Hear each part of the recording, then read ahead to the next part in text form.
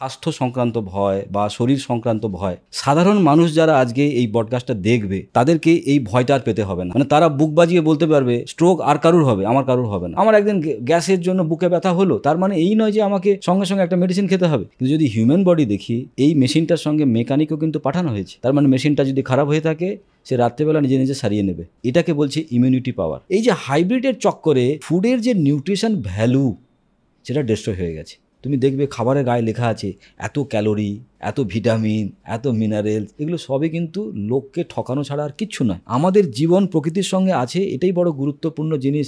এর থেকে বড় গুরুত্বের জিনিস কিছু হতে পারে না। খিদে পেলে তুমি খাবে, খিদে না পেলে তুমি খাবে না।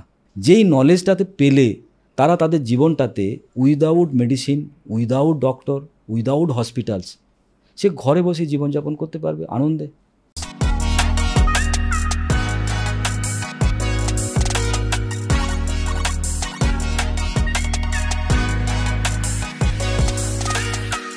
তো আজকে আমাদের সঙ্গে আছেন ডক্টর সমীর কুমার ধারা।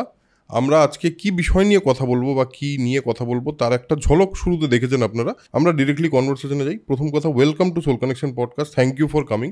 একদম থ্যাংক ইউ, আপনাকেও। এবার আমরা আজকের এই কনভারসেশনটা, এই যে আমাদের কথাটা, এই কথাটা কি নিয়ে আমরা করতে চাই বা কি রকম ইনফরমেশন মানুষের কাছে পৌঁছে দিতে চাই, আমি শুরুতে সেটা দিয়েই শুরু করি যে আমরা আজকের এই কনভারসেশনে মানুষ কি ভ্যালু পাবে। বেসিক্যালি আজকের যে কনভারসেশন, সেটা মানুষের এই যে ভয়, স্বাস্থ্য সংক্রান্ত ভয়। প্রতিটা মানুষ লড়াই করছে তাদের ইনকামের জন্য, রুটি রুজির জন্য। কিন্তু তাদের একটা প্রচণ্ড ভয় থেকে যায়, যদি কারুর ক্যান্সার হয়ে যায়, যদি কারুর হার্ট অ্যাটাক হয়ে যায়। এই জন্য দেখবেন হসপিটালের আশেপাশে জমিগুলোর দাম বেশি, কারণ মানুষ ওখানে থাকতে চায় যে রাত বিরতি কিছু হবে, চট করে হসপিটালে গিয়ে ঢুকে যাব। কিন্তু এটা তাদের কাল হয়, তার কারণ হসপিটালের ভেতরের ওই আশপাশে যারা বাড়ি করে তাদের আরও বেশি ভয় বাড়ে, সারাক্ষণ তাদের ভয়টা কুরে কুরে খায়। তো এই যে ভয়, স্বাস্থ্য সংক্রান্ত ভয় বা শরীর সংক্রান্ত ভয়, সাধারণ মানুষ যারা আজকে এই পডকাস্টটা দেখবে তাদেরকে এই ভয়টা আর পেতে হবে না। মানে তারা বুক বাজিয়ে বলতে পারবে স্ট্রোক আর কারুর হবে, আমার কারুর হবে না, আমার হবে না, আমার হবে না। হার্ট অ্যাটাক আর কারুর হবে, আমার হবে না। কারণ হার্ট অ্যাটাক হওয়ার যে প্রিন্সিপাল, সেই প্রিন্সিপালটা নিয়ে আমরা আলোচনা করব, যাতে তার হার্ট অ্যাটাক কোনোদিন হবে না। এবং তাকে এখন রিসেন্টলি বলছে না যে কোভিডের ভ্যাকসিনের পরে নাকি হার্ট অ্যাটাকের সংখ্যা বেড়েছে, ইত্যাদি ইত্যাদি, অনেক লোক হার্ট অ্যাটাকে মারা যাচ্ছে, এইসব তো কথা শোনা যাচ্ছে। একদম একদম। বেসিক্যালি কোভিড আর তার সঙ্গে সঙ্গে এই যে টিকা, এটার মধ্যে কিন্তু লোকের হার্ট অ্যাটাকের মানে ওইটাকে আমরা ট্রিট করতে পারবো না। কারণ কোভিড একটা ফেজ ছিল, মানুষের কাছে কাজ নেই, বাড়িতে বসে থাকো আর খাওয়া দাওয়া করো আর দুশ্চিন্তা করো কি হবে কি না হবে, ছেলের কি হবে, মেয়ের কি হবে। তার মানে ওই ফেজটাতে আমরা কি করেছি, প্রচুর প্রচুর খাওয়া খেয়েছি, ডিম, মাছ, মাংস, দুধ, ঘি, ছানা, মাখন বাড়িতে চব্য-চেষ্য লেজ্জ পেয় করে খেয়েছি, কোনো কাজ নেই, টিভি দেখেছি আর ঘুমিয়েছি আর ভয় পেয়েছি, এইটাই কাজ হয়েছে। তারপরে যখন কোভিডটা খুলে গেল, আমাদের প্রতিদিনের জীবনযাপন চালু হয়ে গেল। কিন্তু সেই জীবনযাপন আর ওই ঘরে বসা থাকা জীবনযাপনের মধ্যে কিন্তু ডিফারেন্স। খাওয়া বেশি অভ্যেস হয়ে গেছে, ঘুম বেশি অভ্যেস হয়ে গেছে, ন্যাচারালি প্রত্যেকটা মানুষ কিছু না কিছু ক্যালোরি গেইন করেছে। তারপর যেই দ্বারা একটু বেশি করে কাজ করছে, তারপরে ওই লাইফস্টাইলটাকে মেনটেন করছে, তাদের কোলেস্টেরল হিউজ, লিভার প্রবলেম, কনস্টিপেশনের প্রবলেম, সঙ্গে সঙ্গে তাদের হার্ট অ্যাটাক, ক্যান্সার, আলসার হু হু করে বাড়ছে। তার সঙ্গে টিকার যে বিশাল সম্পর্ক, এটা নয় কিন্তু। আচ্ছা আচ্ছা, টিকাকে মাধ্যম করে বলে দেওয়া হচ্ছে টিকার প্রবলেম, কিন্তু তার যে লাইফস্টাইলের যে পরিবর্তন হয়েছে, জীবন ধারণের যে পরিবর্তন ঘটেছে, সেটা কিন্তু কেউ দেখছে না, সেটাকে কেউ অ্যাড্রেসও করছে না। সেটাই অ্যাকচুয়াল প্রবলেম। এই যে আপনি প্রথমেই বললেন যে ভয়টা কাটিয়ে দেওয়া যাবে আজকের এই কনভারসেশনটার মধ্যে দিয়ে, এই ভয়টা মানুষের মধ্যে কি আগে থেকেই ছিল নাকি রিসেন্টলি এটা আরও বেড়েছে? বেসিক্যালি যদি দেখা যায় আমাদের সমাজ ব্যবস্থা যেমন করে বদলাচ্ছে, আগে একটা মানুষের লড়াই ছিল রুটি কাপড়া মকান, মানে আমার খাওয়া দাওয়া লাগবে, কাপড় লাগবে, বাসস্থান লাগবে, ওই লড়াইয়ে তারা থাকতো। কিন্তু স্বাধীনতার পরে প্রায় 77 ইয়ার্স কেটে যাওয়ার পরে কোথাও না কোথাও মানুষের হাতে কিছু কিছু পয়সা এসেছে।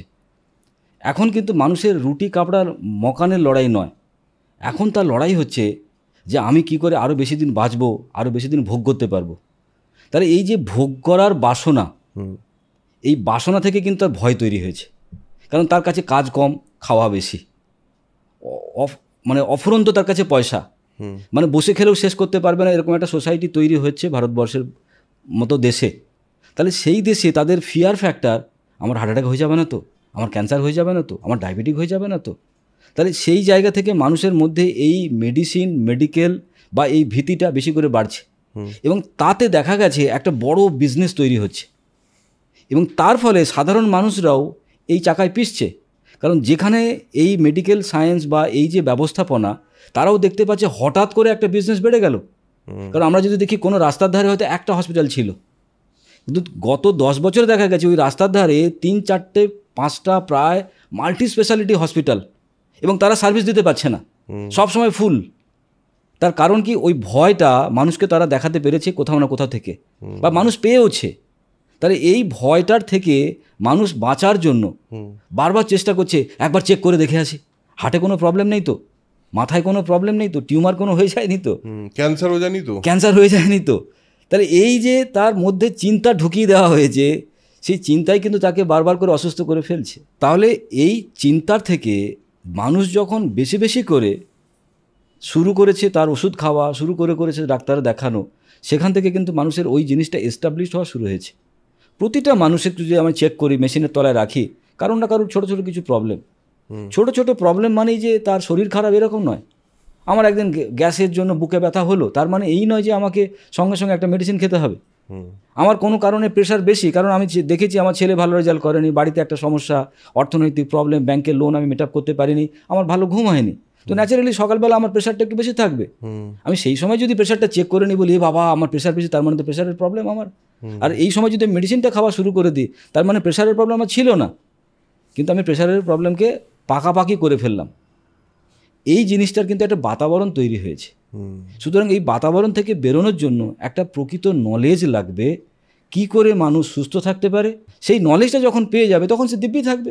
তার মানে যদি আমি জানতে পারতাম আমার শরীরে কেন প্রবলেম হয়, আর সেই প্রবলেমগুলোকে হলে আমি কি করে ঠিক করতে পারবো, তাহলে আমার প্রবলেম সলভ। তাহলে এটা নিয়ে আমাকে বিস্ময় প্রকাশ করা বা ভয়ে ভীত হয়ে থাকা, বা এটার জন্য কোনো রকম মেডিসিন খাওয়া, ডাক্তারের কাছে বেশি বেশি করে চলে যাওয়া, বারবার করে এই ডাক্তার থেকে ওই ডাক্তার, একটা টেনশন তৈরি করা, এটা দরকার ছিল না সেটা। তার মানে আপনি বলছেন যে মানসিকভাবে আমরা অনেক বেশি অসুস্থতার বিষয়ে ভাবনা বেশি শুরু করেছি বলে সেগুলো অনেকটা বেশি একটা পরিবেশ তৈরি করে দিয়েছে, যে সব সময় একটা, যেমন আপনি বললেন যে আগে তো এত হসপিটাল ছিল না, বা যদি আপনি আরেকটা কথা, আপনার এইটুকু কথা থেকে যদি আমি ক্রাক্স বের করতে চাই, তাহলে আরও একটা বিষয় আছে, যারা সামাজিকভাবে অর্থনৈতিকভাবে একটুখানি বেশি সচ্ছল, তাদের মধ্যে সমস্যার পরিমাণ বেশি দেখা যায়। যারা খেটে খাওয়া মানুষ, যারা সত্যি প্রত্যেক দিনের রুজি আর্ন করে বেড়ায়, তারা তো ভাবে না এত কিছু। বেসিক্যালি যে যেটা ভাবে সে সেটা পায়। আমার ভাবনাতেই ভূত, ভাবনাতেই ভগবান। তাহলে মানুষ ভাবছে কি? মানুষ ভাবছে দুঃখ, মানুষ ভাবছে যন্ত্রণা, তাহলে সে যন্ত্রণাই পাচ্ছে।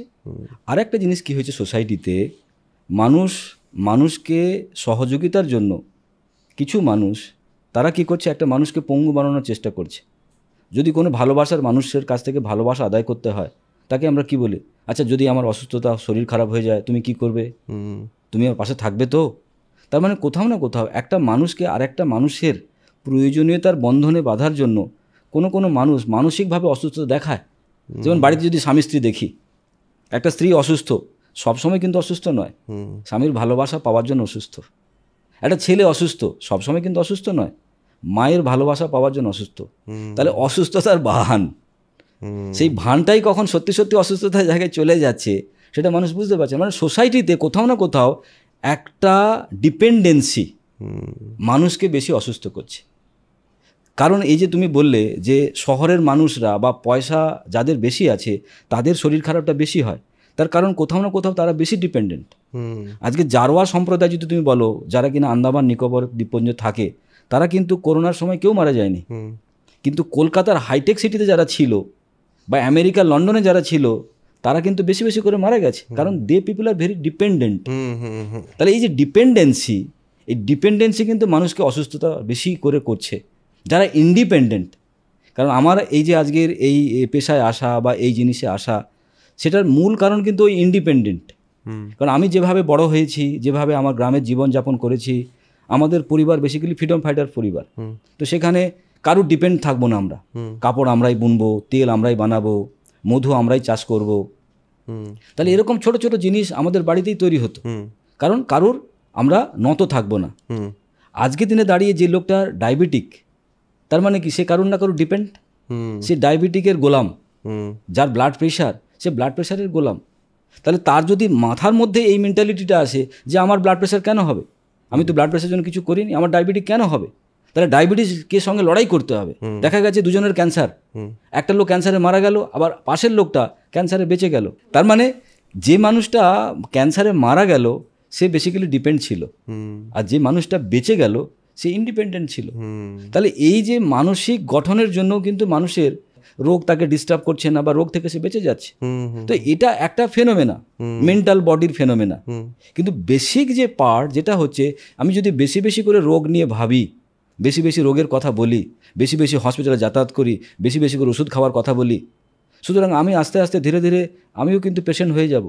তাহলে আজকের দিনে দাঁড়িয়ে ওই যে বছরে একবার করে ঘটা করে সবাই হেলথ চেক আপ করতে যায় সবাই মিলে, বা ইন্স্যুরেন্স কোম্পানির জন্য ফুল বডি চেক আপ, ঠিক আছে, তো এগুলো সত্যি সত্যি খুব মানে তার জন্য খুব ক্ষতিকারক। আচ্ছা, তো এবার মানুষ কি করবে? আমরা যদি স্টেপ বাই স্টেপ বলি, একটা কথা যেটা একটা ফেনোমেনা, একটা কথা খুব বলা হয়, সেটা হলো food is medicine, medicine is food. এই একটা আইডিয়া সারা পৃথিবীতেই বিভিন্ন সময় ছিল। এবং আমরা যদি আমাদের পুরাণ বলি, আমাদের মানে ওল্ড স্ক্রিপচার্সের কথা বলি, তাহলে সেখানেও এমন কিছু জিনিসের কথা আমরা পাই যেখানে কিছু খাবার কিছু জিনিসের জন্য ভালো, এরকম টাইপের কথা অনেক পাওয়া গেছে আমাদের। কিন্তু এখন সেটা আস্তে আস্তে আস্তে আস্তে বোধহয় আমরা ভুলতে ভুলতে একটা পজিশনে এসে পৌঁছেছি। এবার মানুষের এই যে এই আইডিয়াটা, এই ফিলোসফিটা, এইটা নিয়ে আপনার কি মত? একদম, কারণ সত্যি সত্যি ফুড ইজ আওয়ার মেডিসিন। তার কারণ কি, যদি আমরা হিউম্যান বডিকে যদি দেখি, আমাদের হিউম্যান বডির যে manufacturing system, it's a automatic machine. যদি একটা মেশিন দেখি, মেশিন খারাপ হলো, মেকানিক এলো, মেশিনটা সারালো। কিন্তু যদি হিউম্যান বডি দেখি, এই মেশিনটার সঙ্গে মেকানিকও কিন্তু পাঠানো হয়েছে। তার মানে মেশিনটা যদি খারাপ হয়ে থাকে, সে রাত্রেবেলা নিজে নিজে সারিয়ে নেবে। এটাকে বলছে ইমিউনিটি পাওয়ার। তোমার একটা হাত কেটে গেছে, রক্ত পড়ছে, কিন্তু কিছুক্ষণ পরে রক্ত পড়াটা বন্ধ হয়ে যাবে, কিছুদিন পরে ব্যথাটাও বন্ধ হয়ে যাবে, কিছুদিন পরে ওই কাঁটাটা জুড়ে যাবে, কিছুদিন পরে ওই দাগটাও মিটিয়ে যাবে। তাহলে এগুলো কে করলো? তুমি বলবে বড় বড় অপারেশন আমরা হসপিটালে গিয়ে করেছি, কিন্তু ছোট ছোট কাটা ছেঁড়া যেগুলো হয় সেগুলো অটোমেটিক সারতে পারে কি করে? কারণ আমাদের বডিতে অটো ইমিউনিটি সিস্টেম আছে, যারা রোজ আমাদেরকে ঠিক করে চলেছে, আমাদেরকে নার্সিং করে চলেছে। আর এই যারা ঠিক করে, তারা যে ইমিউনিটি, তাদের যে শক্তি কোথা থেকে আসে? থ্রু ফুড, থ্রু খাওয়া। কারণ আমরা যখন কোনো খাবার খাই, সেটাকে যদি আমরা সায়েন্টিফিক ভাষায় নিউট্রিশন বলি, protein, vitamin, minerals, carbohydrate, fat, কিন্তু সাধারণ মানুষ তো প্রোটিন ভিটামিন জানে না, তা সে জানে খাবার। তো এই খাবারটা যখন শরীরে যায়, তার মেকানিজম কি? খাবারটা একটা রস তৈরি হয়, যেটাকে বলছি নিউট্রিশন। এই রসটা যখনই আমাদের শরীরে যায়, সেটা থেকে তৈরি হয় রক্ত, রক্ত থেকে তৈরি হয় মাংস, মাংস থেকে তৈরি হয় মেদ, মেদ থেকে তৈরি হয় অস্থি, অস্থি থেকে তৈরি হয় মজ্জা, মজ্জা থেকে তৈরি হয় আমাদের শুক্র বা হরমোন, মেল হরমোন বা ফিমেল হরমোন। তাহলে এই রক্ত থেকে এই শুক্র, এগুলো প্রতিটাই কিন্তু আমাদের শরীর পরিচালনার জন্য কাজে লাগে। আর এই শরীর পরিচালনা করার জন্য আমাদের লাগছে কি তাহলে? ওই রস বা নিউট্রিশন। তার মানে আমার বেঁচে থাকার জন্য, আমার শরীর ঠিক থাকার জন্য কি লাগছে? ফুড। তাহলে দ্যাট ইজ ফুডই আমাদের শরীরকে বাঁচিয়ে রেখেছে। আবার ফুডই আমাদেরকে শরীরকে হেলদিও রাখবে। কিভাবে? যদি আমার কোনো রকম প্রবলেম হয়ে যায়, তাহলে ওই ফুডই আবার ঠিক করে নেবে। কারণ যেহেতু আমার বডিতে ইমিউনিটি পাওয়ার আছে, ওই ইমিউনিটি পাওয়ার আমার শরীরকে ঠিক করে নেওয়া। সাপোজ আমার জ্বর হয়েছে, আমার শরীরে ভাইরাস বা ব্যাকটেরিয়া এসেছে, সেই ভাইরাসটা কতদিন থাকবে? সেই ভাইরাসের সঙ্গে কে লড়াই করছে? হঠাৎ করে আমার জ্বর, কে জ্বর তৈরি করলো? শরীর নিজে নিজে। কারণ তার কাছে অণুবীক্ষণ যন্ত্র আছে, সে বুঝতে পেরে গেছে ভাইরাস আমার শরীরে এসেছে। সে সঙ্গে সঙ্গে ভাইরাসটাকে ডিস্ট্রয় করে দেওয়ার জন্য আমার বডির টেম্পারেচারটাকে আপ করে দিল। মানে আমার 98 ডিগ্রি ফরেনহাইট যেটা আমার টেম্পারেচার আছে, ও কী করলো 101, 102 অ্যাকর্ডিং যে ভাইরাস বা ব্যাকটেরিয়া, তাকে প্রোটেক্ট করার জন্য ওই টেম্পারেচারটা কিন্তু বেড়ে যাচ্ছে। তাহলে এটা কে করছে? শরীর করছে, ইমিউনিটি পাওয়ার করছে। আবার ভাইরাসটা ডিস্ট্রয় বা ভাইরাসটা নেই শরীরে, তাহলে টেম্পারেচারটা আবার গায়েব। তাহলে এই মেকানিজম বডিতেই আছে। আমাদের যদি বডি দেখা যায় ইটস আ অটোমেটিক মেশিন। ঘুম পাচ্ছে অটোমেটিক, খিদে পাচ্ছে অটোমেটিক, বডি বলছে খিদে পাচ্ছে, জল তেষ্টা পাচ্ছে অটোমেটিক, শরীর বলছে আমাকে টয়লেটে নিয়ে চলো, আমার টয়লেট পাচ্ছে অটোমেটিক। তার মানে এই সমস্ত কিছু কিন্তু শরীরের নিজস্ব প্রোটোকল সিস্টেম, সেখানে তোমার আমার কিচ্ছু করার নেই, শুধুমাত্র তাকে খাবার দিতে হবে। খাবার দিলেই শরীর তাকে হজম করিয়ে নিয়ে তার থেকে নিউট্রিশন নিয়ে সে বর্জ্য পদার্থ আমাদের স্টুল হিসেবে বাইরে বের করে দেবে, বাকি শরীর এমনি তৈরি হয়ে যাবে। এই যে যখন আমরা ছোটোবেলায় ছিলাম আমাদের ওজন ছিল 2 থেকে 3 কিলো, মায়ের পেট থেকে যখন আমরা বেরোলাম, তারপরে মা আমাদের কি দিয়েছে? খাবারই দিয়েছে, এখনও খাবার খাচ্ছি। বাকি এই যে পোশাক, ড্রেস, জামা কাপড়, চশমা, চুল কাটছি, লিপস্টিক, পাউডার, এগুলো সবই বাইরে, কিন্তু ভেতরে আমি কি করছি? কিছুই করছি না, শুধুমাত্র ফুড। তার মানে একটা মানুষের জন্য ফুড তার হচ্ছে জীবন, আবার এই ফুডটাই তার রক্ষণাবেক্ষণ। তার মানে মেডিসিন যেটাকে আমি বলছি সেটাই কিন্তু এই ফুডটাই তাকে রক্ষণাবেক্ষণ করবে। কিন্তু কোন ফুড? যেটা প্রকৃত ফুড। আজকে যেটা সমস্যা হয়েছে, ফুডের ডেফিনেশনটাই নষ্ট হয়ে গেছে। মানে যেটাকে আমরা ফুড বলছি সেটা ফুডই নয়।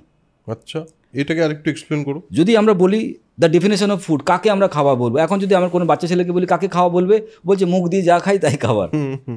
কিন্তু খাবারের ডেফিনেশন হচ্ছে আমি যে খাবারটা খেলে আমার শরীর সুস্থ থাকবে, আমার শরীর এনার্জি পাবে, কাজ করার শক্তি পাবে, তাকে বলা হচ্ছে খাবার।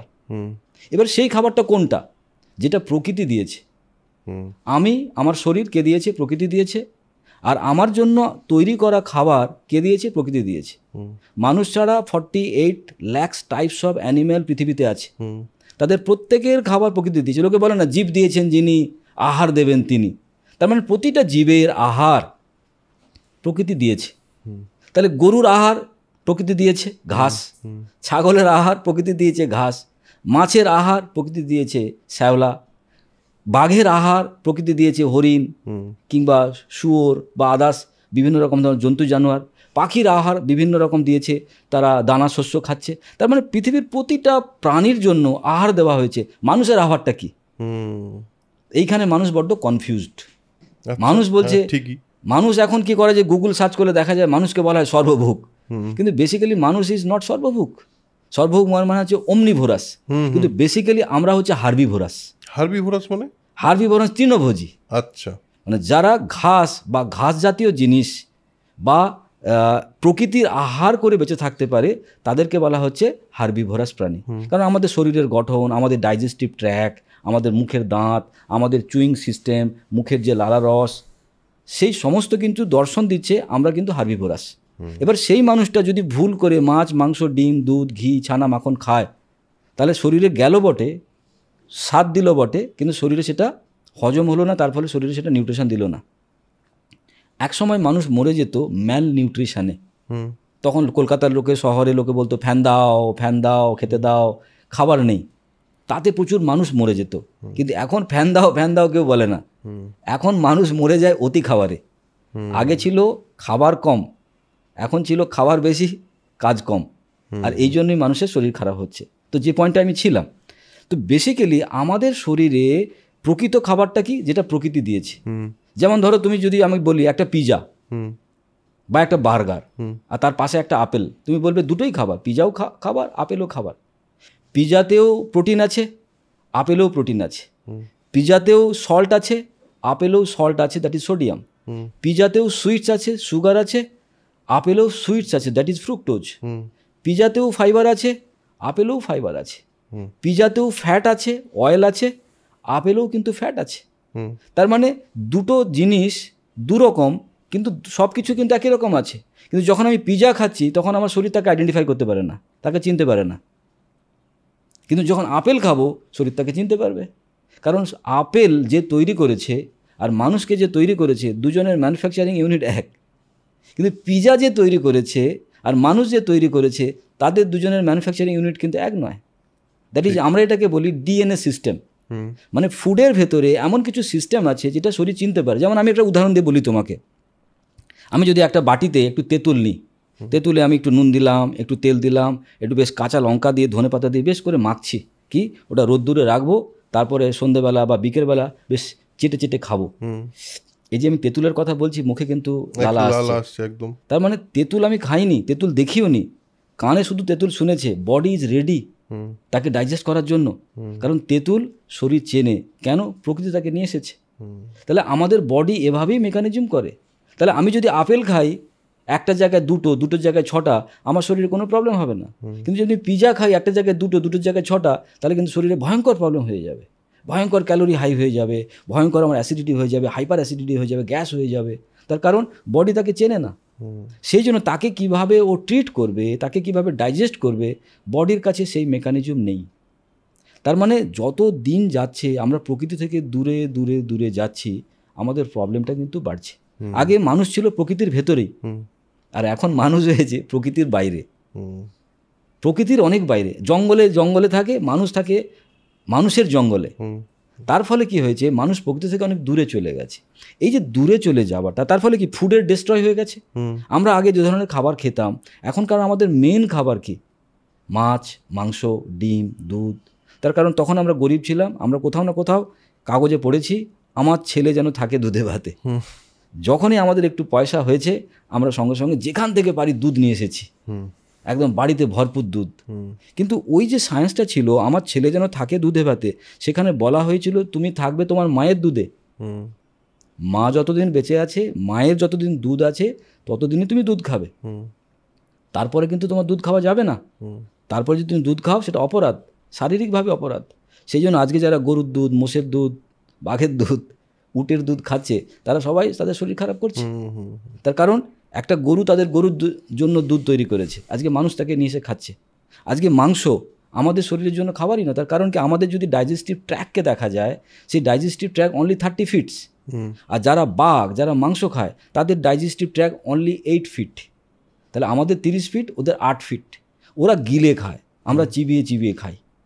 ওরা চেটে চেটে জল খায়, আমরা চুমুক দিয়ে জল খাই। ওরা একদিন খেয়ে 3 দিন আর খায় না, কিন্তু আমাদের রোজ 2বার 3বার করে খেতে হয়।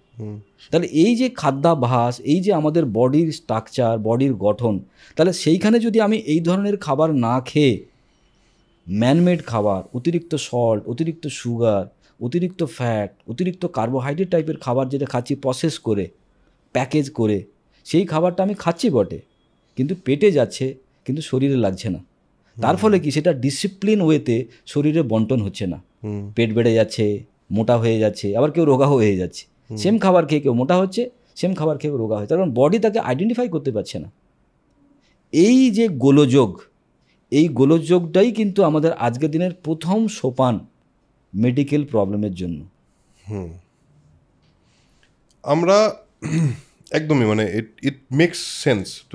আপনি যে কথাটা বললেন সেটা ইট মেক্স সেন্স, যে হ্যাঁ সত্যিই তো আমরা এমন এমন খাবার খাই যেটা প্রকৃতির থেকে অনেক দূরের, এবং আমরা যেহেতু প্রকৃতিরই পার্ট এবং প্রকৃতি থেকে দূরে তো আমরা হচ্ছি।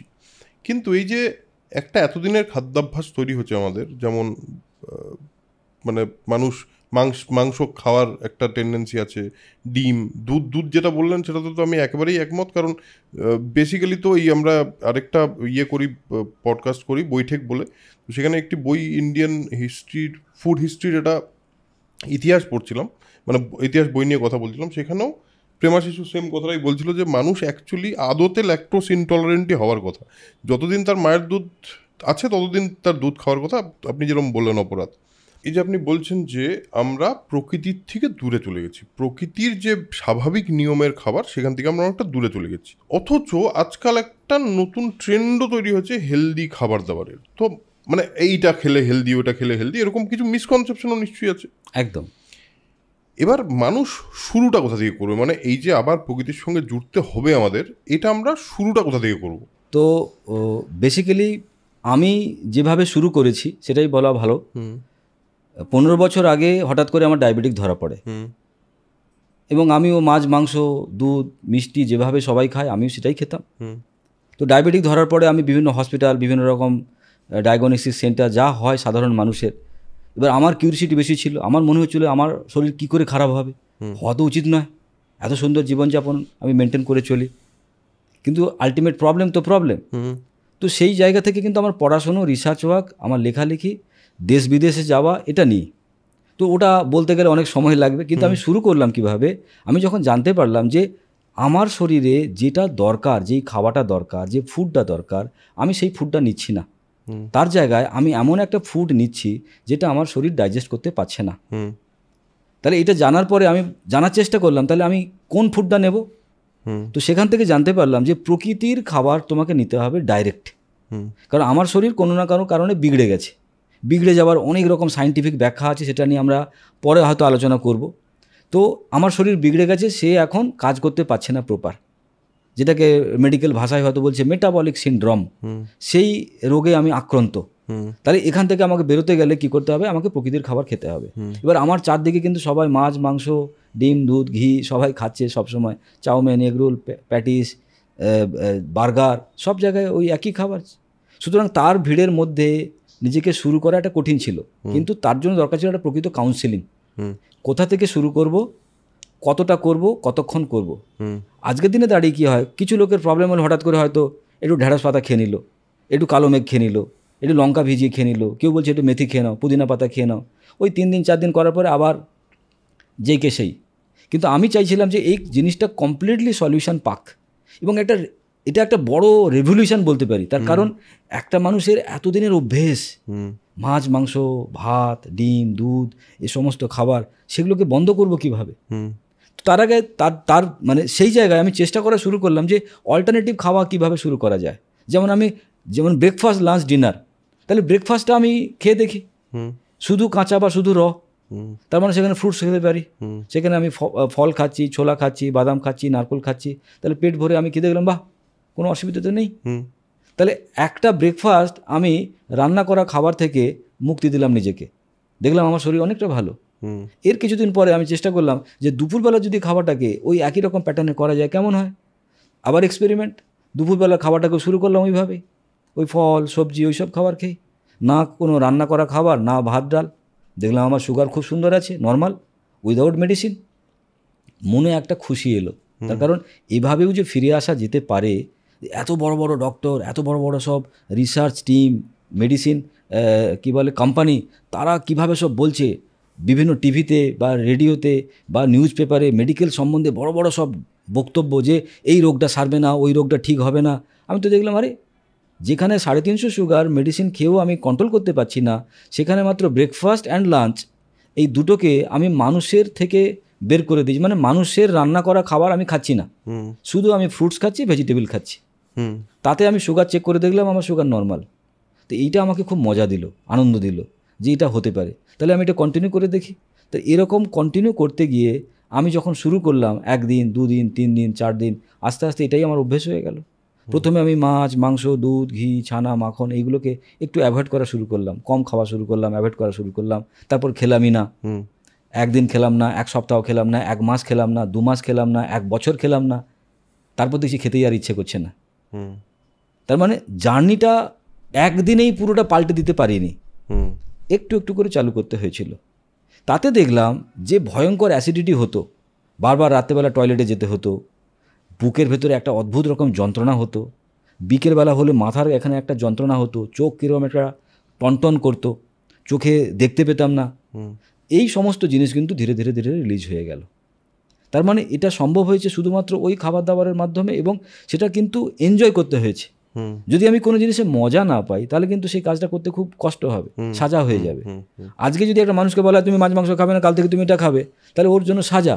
কিন্তু ও যদি এই ফেনোমেনাটা বোঝে, এনজয় করতে পারে যে আমি গোলাম থাকবো না, আমি ডায়াবেটিকের গোলাম হব না, আমি ব্লাড প্রেশারের গোলাম হব না, আমি মাছ মাংসের গোলাম হব না, আমি সেখান থেকে বেরিয়ে আসবো, তাহলে তার জন্য একটা চেষ্টা করে তো দেখি, 1 সপ্তাহ 15 দিন 20 দিন, এই চেষ্টাটাই যখন করবেন তখনই কিন্তু ম্যাজিক হবে। আমি এটাকে বলি ম্যাজিক। কারণ 3 দিনের মধ্যে ডায়াবেটিক নর্মাল হয়ে যায়, 3 দিনের মধ্যে ব্লাড প্রেশার নর্মাল হয়ে যায়, 90% হার্ট ব্লকেজ 7 days নর্মাল, যেটা ভাবা যায় না মেডিকেল সায়েন্স, এটা হচ্ছে।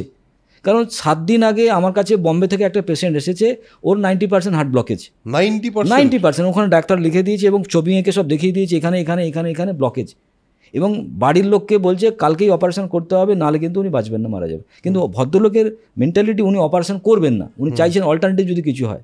তো উনি কোথাও না কোথাও থেকে আমার এই ভিডিও দেখার পরে আলোচনা করেছে আমার সঙ্গে, আলোচনা করার পর উনি বম্বে থেকে আমার কাছে এসেছেন। আমি বললাম দেখুন আপনি এতদিন তো অপারেশন করেননি, 7 দিন ওয়েট করে যান, 7 দিন। বলে কী করে বুঝবো? আমি বললাম আপনি সিঁড়ি চড়ে দেখবেন, আপনি হেঁটে দেখবেন, এখন যেরকম কষ্ট হচ্ছে, ঘাম বেরিয়ে যাচ্ছে, প্রেশার বেড়ে যাচ্ছে, তখন আপনি দেখবেন কেমন থাকেন। তো উনি 3 দিন পর থেকে আমাকে রিপোর্ট দেওয়া শুরু করলেন যে সমীরবাবু 3 দিন পরে কিন্তু আমার প্রেশারটা অনেক নর্মাল, আমি কি ওষুধটা কন্টিনিউ করবো? আমি বললাম ওষুধটা বন্ধ করে দিন। এরপরে 4 দিন 5 দিন পরে উনি আমাকে যা ফোন করে মনে হচ্ছে ওনার বাবার জায়গায় আমাকে বসিয়ে দিলেন, যে আপনার মতো মানুষ হয় না, এই ওই সেই, এত বড় বড় সমস্ত লোকেরা তারা আমাকে এভাবে ভয় দেখাচ্ছে, এটা তো এরকম ছোট্ট ব্যাপার। আমি বললাম শরীরের কাছে সত্যি সত্যি ছোট্ট ব্যাপার, কারণ আমাদের ভেতরে যে মেকানিজম আছে সেই মেকানিজমকে যদি সঠিক আহার দিয়ে দেওয়া যায় বা সঠিক প্রসেসে তাকে যদি হেল্প করা যায়, তাহলে ব্লাড সুগার থেকে শুরু করে ব্লাড প্রেশার বা এই ধরনের যে হার্টের রিলেটেড প্রবলেম সেটা গায়েব হয়ে যেতে পারে। এটা তো আপনার লাইফে। এবার একটা মানুষ, ধরুন আমার আজকে প্রবলেমস আছে, মানে অ্যাসিডিটি হোক, গ্যাস হোক বা যাই হোক, কিছু কিছু সমস্যা সবারই থাকে, আমারও আছে। এবার এই সমস্যা থেকে আমি মুক্তি চাই, তা আমার শুরুটা কিভাবে করব আমি, এবং সেটা কি দিয়ে শুরু করব? মানে যদি সেই অর্থে একদম প্রপারলি বলতে হয়, আমি কি করে ব্যাপারটাকে নর্মালাইজ করব? আমাদের বডিতে যদি কোনো সমস্যা হয়, সমস্যা মানে তোমার দুটো কারণ। এক, তুমি ভুল খাবার খেয়েছো, আর সেই ভুল খাবারটা শরীর প্রসেস করতে পারেনি। একদম। আমাদের বডির মেকানিজম বলছে যে খাবারটা হজম হয়ে যাবে তাকে তুমি ছেড়ে দাও, সে কিন্তু বেরিয়ে যাবে, আর যে খাবারটা হজম হয়নি তাকে বডি ছাড়বে না, তাকে আটকে রেখে দেবে, তার থেকে আরও বেশি করে চেষ্টা করবে কি করে তার থেকে নিগড়ে তার জুস, রস বা নিউট্রিশনটাকে বের করা যায়। এর ফলে কি হয়, আমাদের কোলনের ভেতরে এই খাবারটা পড়ে থাকে, যেটা হজম হলো না। সেটা মাথার যন্ত্রণার ক্ষেত্রেও হবে, মাইগ্রেনের ক্ষেত্রেও হবে, স্পন্ডেলাইটিসের ক্ষেত্রেও হবে, থাইরয়েডের ক্ষেত্রেও হবে, আবার ডায়াবেটিকের ক্ষেত্রেও হবে, ক্যান্সার, আলসারের ক্ষেত্রেও হবে। তার মানে তোমার আলসার মানে, তোমার ডায়াবেটিক মানে, তুমি যে খাবারটা খেয়েছো সেটা কোনো কারণে হজম হয়নি, সেটা একদিন নয়, সেটা অনেক দিন ধরে হয়তো ঘটনাটা ঘটেছে, সেটা তোমার কোলনে গিয়ে আটকে আছে, সেটা বেরোতে পারছে না, যার ফলে তোমার কোলন স্টাক। এবার তুমি দুপুরবেলা, সকালবেলা, রাত্রেবেলা খাবার দিয়ে যাচ্ছ, তার ফলে কী হচ্ছে, ভয়ঙ্কর আমাদের শরীরে একটা বায়ু বা একটা ভাতা বেড়ে চলেছে। এই যে ঊর্ধ্বগামী বায়ু বা এই যে বেড়ে যাওয়া বায়ু, সে যেখানে যেখানে প্রেশার দেবে সেখানে সেখানে মেডিকেল প্রবলেম। যদি বুকে দেয়, বুকে মেডিকেল প্রবলেম, গলায় দেয় থাইরয়েড, চোখে দেয় চোখের প্রবলেম, কানে দেয় কানের প্রবলেম, হাঁটুতে দিলে আর্থারাইটিস। আমি জানি মেডিকেল ভাষায় হয়তো এটাকে লোকে মেনে নেবে না, তারা অনেক রকম ব্যাখ্যা করবে যে ডায়াবেটিস মানে ইনসুলিন রিলেটেড প্রবলেম, হাঁটুতে প্রবলেম মানে আর্থারাইটিস রিলেটেড প্রবলেম। বাট যদি আয়ুর্বেদ আর সায়েন্সে আমরা যাই, তাহলে কিন্তু অ্যাকচুয়াল প্রবলেমটা তার এই যে ফুডটা হজম হয়নি আর সেটা বেরোতে পারেনি। আমি যদি কোনোভাবে ওই জমে থাকা খাবারটাকে বডির বাইরে বের করে দিতে পারি, তাহলে বডি রিল্যাক্স হয়ে যাবে। 1, 2 হচ্ছে এরপরে আমি যদি ওপর থেকে যদি সঠিক খাবার দিতে থাকি, তাহলে 1 বডি রিল্যাক্স হয়ে গেল, 2 ওপর থেকে সঠিক খাবার দিচ্ছি, তাহলেই কিন্তু আমার মেডিকেল প্রবলেম ধীরে ধীরে ছোট হয়ে যাবে। বেশ, এই যে সঠিক খাবার, এই সঠিক খাবারটা কি কি? সঠিক খাবারটা হচ্ছে আমি যখনই কোনো খাবার হাতে নিলাম, মুখের সামনে ধরলাম, এটা কে দিয়েছে, এটা আমি কিভাবে পেয়েছি। যদি দেখি এটা আপেল, তার মানে এটা প্রকৃতি দিয়েছে। যদি দেখি যে এটা পিজা, কে দিয়েছে, এটা মা দিয়েছে, বা আমি কোথাও থেকে অর্ডার করে ফুড ডেলিভারি থেকে নিয়েছি। তার মানে আমি যখন কোনো খাবারকে হাতে ধরেছি, এই খাবারটা কি নেচার দিয়েছে? নেচার দিয়েছে মানে এটা আমার জন্য খাবার। এইটুকুই শুধু মানতে হবে। নেচার দেয়নি, এটা আমার খাবার নয়। এবার ধরুন আমরা তো কাঁচা সব জিনিস খেতে পারি না, যেমন কাঁচা সবজি তো খেতে পারবো না, তখন কি করব? কাঁচা সবজি আমরা শশা খেতে পারি, গাজর খেতে পারি, বিট খেতে পারি, টমেটো খেতে পারি, মূলো খেতে পারি, ধনেপাতা খেতে পারি, কাঁচা পেঁপে খেতে পারি, কাঁচা লাউয়ের রস খেতে পারি। তাহলে এইগুলোই খেয়ে আপাতত কাজটা চালাই। নাই বা ভাবলাম কুমড়ো খাওয়ার কথা, নাই বা ভাবলাম বেগুন খাওয়ার কথা, ঝিঙ্গে পটল নাই বা বাদ দিলাম, তাহলে এখন আমের সময়, আমি আম খেয়ে ফেললাম, একটা গোটা কাঁঠাল খেয়ে ফেললাম, হয়তো সব পুরো পরিবার মিলে, কোনো অসুবিধা হবে না। এবং সকালবেলায় খালি পেটে, বেসিক্যালি যেটা আমাদের অভ্যেস যে ভরা পেটে ফল, খালি পেটে জল, এরপরে 2টো লাইন ছিল, দলে দলে হসপিটালে চল, তারপরে শ্মশান ঘাটে চল। এই 2টো লাইন কেউ কায়দা করে মুছে দিয়েছে। কেন? তার কারণ ভরা পেটে যখনই আমরা ফল খাবো, ভরা পেট মানে কি, তখন আমাদের শরীরে অলরেডি প্রচুর রুটি, মাংস, লুচি সব চলে গেছে। এরপরে ফল খাওয়া তো কোনো জরুরি নেই, কিন্তু যদি ফল খাই, ফল ইজ আ ফ্রুক্টোজ, আর ভেতরে যে রুটি, মাছ, মাংস যেগুলো পড়ে আছে, তার সঙ্গে ফলটা মিশলে তৈরি করবে কি একটা ফার্মেন্টেশন প্রসেস, এবং তার বাই প্রোডাক্ট হিসেবে তৈরি হবে কার্বন ডাইঅক্সাইড, যেটা ভয়ঙ্কর গ্যাস। সেই গ্যাস যেখানে গিয়ে প্রেশার ক্রিয়েট করবে, সেখানেই হচ্ছে symptoms, that is medical problem. যদি গলায় গিয়ে প্রেশার ক্রিয়েট করে, দ্যাট ইজ থাইরয়েড। বুকে গিয়ে প্রেশার ক্রিয়েট করে, দ্যাট ইজ, আমি বলতে পারবো, আমার হার্টের প্রবলেম। যদি আমার মাথায় গিয়ে প্রেশার ক্রিয়েট করে, আমি বলবো মাইগ্রেন। পেছনে গিয়ে যদি প্রেশার ক্রিয়েট করে, আমি বলবো আমার স্পন্ডেলাইটিস হয়ে গেছে, হাঁটুতে যদি প্রেশার ক্রিয়েট করে আমি বলবো আর্থারাইটিস হয়ে গেছে। কিন্তু মেডিকেল ভাষায় আমি জানি এটাকে হয়তো অন্যভাবে ব্যাখ্যা করবে যে ডায়াবেটিক মানে হচ্ছে ইনসুলিন রিলেটেড প্রবলেম, আর্থারাইটিস মানে সামথিং আপনার বোন ডেনসিটির প্রবলেম। কিন্তু বেসিক্যালি যদি আয়ুর্বেদা সায়েন্সে আমরা দেখি তার বেসিক কারণটা হচ্ছে আমাদের শরীর বদহজম হয়ে যাওয়া, খাওয়া হজম না হয়ে যাওয়া। তাহলে আমাদের শরীর খাওয়া হজম কখন হবে? যখন আমরা সঠিক খাবার খাবো। তাহলে সঠিক খাবার কোনটা? যেটা প্রকৃতির খাবার। প্রকৃতির খাবার যখন আমরা খাবো তখন কিন্তু শরীর তাকে প্রপার ডাইজেস্ট করে নেবে। এবার হয়তো তুমি বলবে পটল কুমড়ো এটা তো প্রকৃতিরই, তাহলে সেটাই তো আমরা খাচ্ছি, কিন্তু তুমি কীভাবে খাচ্ছ? পটল কুমড়োকে বেশ করে বাড়িতে নিয়ে এসে তার যে পুষ্টি, তার তুষ্টি শেষ করে দিয়ে তারপরে আমরা খাই। পটল কুমড়োকে বেশ করে ধোয়া হলো, তারপর তার খোসা ফোসা ছাল ছাড়িয়ে যেটা আসল জিনিস সেটাকে আমরা ফেলে গরুকে দিয়ে দিলাম। এরপরে আমরা কড়াতে তেল দিলাম, বেশ করে তেলটা বেশ ধোঁয়া হয়ে উঠছে, তারপরে আমরা পটল দিয়ে বেশ করে কষে হচ্ছে নুন চিনি সব কিছু মিশিয়ে বেশ ডোবাখানার মতো করে তারপরে আমরা তরকারিটা তৈরি করলাম। এই যে তরকারিটা তৈরি হলো যে প্রসেসে, তেল যখনই ধোঁয়া হচ্ছে এটা একটা রাসায়নিক বিক্রিয়া, হাইড্রোজেনেটেড অয়েল হয়ে যাচ্ছে। তার মানে তেলের থেকে যে হাইড্রোজেন ওটা উড়ে বেরিয়ে যাচ্ছে। একটা আমের আঁটিকে তুমি পুড়িয়ে মাটিতে পুঁতে দাও, একটা ছোট্ট ছেলেও হাসতে হাসতে বলবে ওতে গাছ হবে না বাবা, কারণ আঁটিটা তো পুড়ে গেছে। তাহলে আমি যখন পটলকে পোড়াচ্ছি তাহলে ওটা আমার শরীরকে কী করে প্রোটিন দেবে, ভিটামিন দেবে, মিনারেলস দেবে? আমার শরীর একটা লাইভ শরীর, জীবিত শরীর। আর আমি খাবার খাচ্ছি কি যেখানে লাইভ নেই, মৃত। তাহলে আমাকে খাবার খেতে হবে লাইভ ফুড, ভেজিটেবলস, লাইভ যার আছে। আপেল, কলা, তরমুজ, কাঁঠাল, আম, অল আর লাইফ। পচে গেলে কিন্তু খেতে পারেন, তার মানে ওর লাইফ শেষ, কারণ পচে গেছে, ওর ভেতরে কিন্তু আর বেঁচে থাকার মতো জীব শক্তি নেই। তার মানে ও আমাকে কিন্তু কোনো নিউট্রিশন দেবে না। তার মানে যদি আমি এই ধরনের খাবারকে সিলেক্ট করতে পারি তাহলে কিন্তু আমার বডি প্রপার ডাইজেস্ট করবে, আর প্রপার ডাইজেস্ট করলে বডি তাকে বের করে দেবে, তাহলে আমার মেডিকেল প্রবলেম সলভ। তাহলে মানুষের যখন মেডিকেল প্রবলেম হয়ে যায় তার মানে মানুষ ভুল খাচ্ছে, আর ভুল খাওয়ার জন্য সেটা বদহজম হয়ে খাবার ভেতরে আটকে আছে। তাহলে তাকে যদি ঠিক করে দেওয়া যায় তাহলে তার কোলনকে ক্লিন করতে হবে। আমার যদি শরীর বলো শুধু হার্ট আর কিডনি লাংস নিয়ে নয়, প্রতিটা জিনিস ছোটো ছোটো ছোটো জিনিস নিয়ে, এবং তাদের সঙ্গে একটা সম্পর্ক তৈরি করে রেখেছে blood circulation system, nutrition system, nervous system, এগুলো সমস্তই সুস্থ থাকে আমার দেওয়া খাবার দাবারের মাধ্যমে, প্রকৃতির খাবার দাবারের মাধ্যমে। এবারে হয়টা কি, একটা মানুষ ভুলভাল খেতে খেতে 30 বছর কাটিয়ে দিয়েছে, এরপরে আর শরীরটা পারছে না। তুমি একটা বড় দামে যদি মোটর সাইকেল কেনো, প্রথমে পাহাড়ে চড়ে যাচ্ছে, ঢালু জায়গায় উঠে যাচ্ছে, এবড়ো খেবড়ো রাস্তায় চলে যাচ্ছে, কিন্তু যখন তার একটু বয়স হয়ে যাবে তখন সে একটা সাউন্ড করছে, উঠতে পারছে না। তার মানে কি সে আর পাচ্ছে না, প্রথম কিন্তু উঠে গেছে একদম।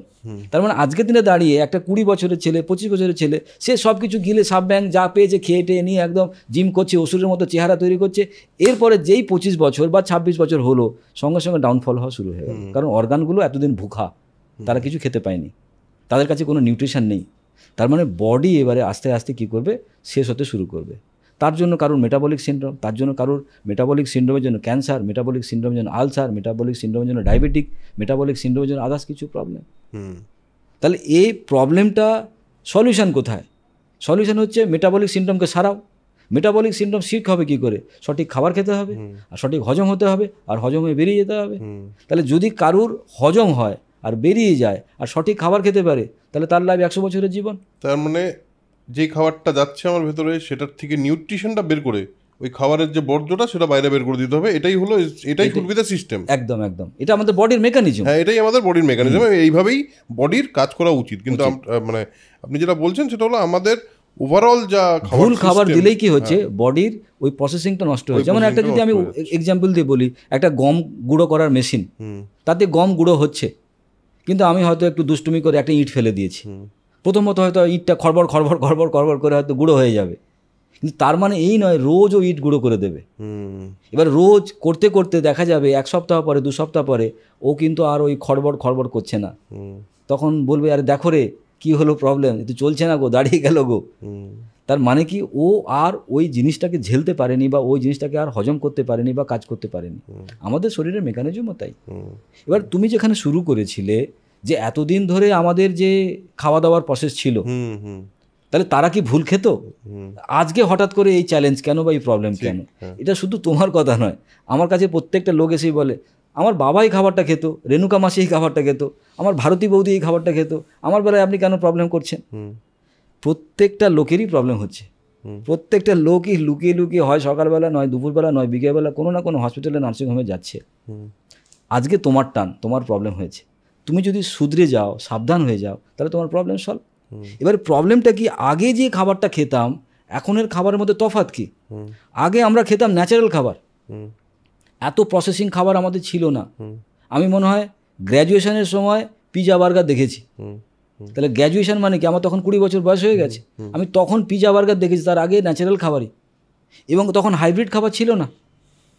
এখন সমস্ত বেগুন এত বড়, তরমুজ এত বড়, পেঁপে এত বড়, সমস্ত কিছু জিনিস বড় বড় সাইজ। তার মানে কি, এগুলো অল আর হাইব্রিড, কেমিক্যালাইজ, এবং ইনজেকশন দিয়ে, রাত্রেবেলা ইনজেকশন দেওয়া হয়, সকালবেলা এত বড় লাউ তৈরি করা হয়, এবং সেগুলো বাজারে চলে আসে, এগুলো আমরা কিনে খাচ্ছি। তার মানে আমরা খাচ্ছি কি?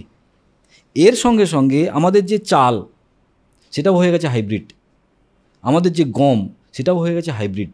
তার মানে বেশি ফলন করার জন্য, কারণ যখন স্বাধীনতা ছিল তখন 33 কোটি ছিল, আর এখন হয়ে গেছে 140 কোটি। তো তখন জমি ছিল কত বড়, চাষ করা যেত, কিন্তু এখন জমি কম, পেট বেশি, খেতে হবে বেশি, তার মানে হাইব্রিড করতে হচ্ছে।